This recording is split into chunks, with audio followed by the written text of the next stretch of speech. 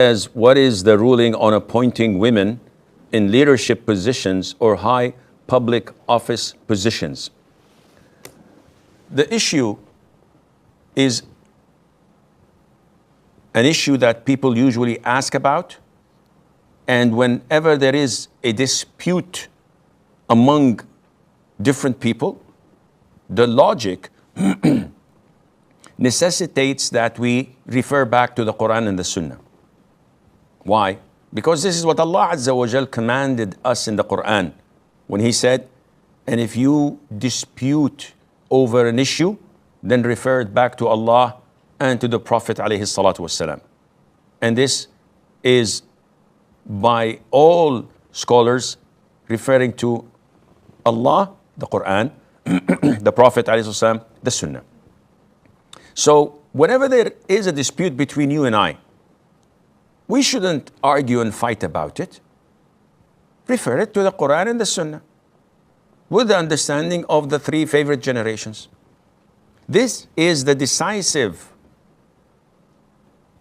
controlling element in any argument between Muslims. Not the logic, not what is happening, not history, rather the Qur'an and the Sunnah. So what's the ruling on women taking high positions?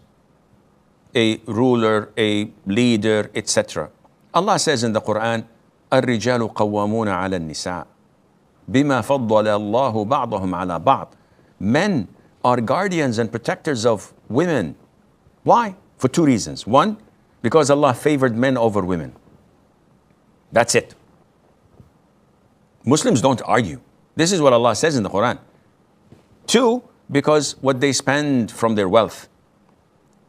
And this is an indication that it's the man's duty to spend over his womenfolk, his mom, his wife, his daughters.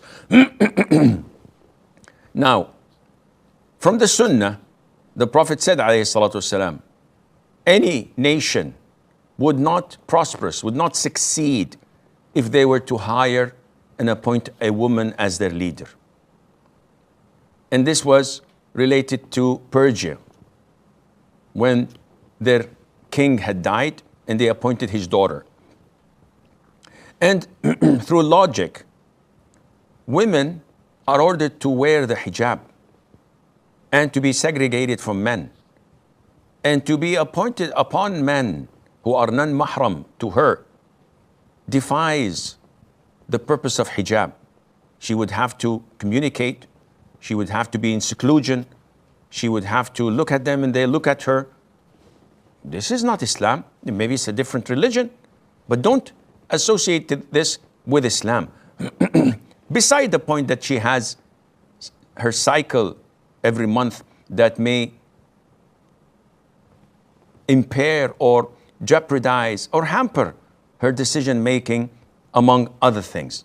So it is not permissible for a woman to assume a public position or to lead when there is mixing with non-mahram men. But if she is the owner of a company, she's a CEO, and she can delegate things and she doesn't have to mix with other men or be alone with them, in this case, inshallah, there's nothing wrong in that.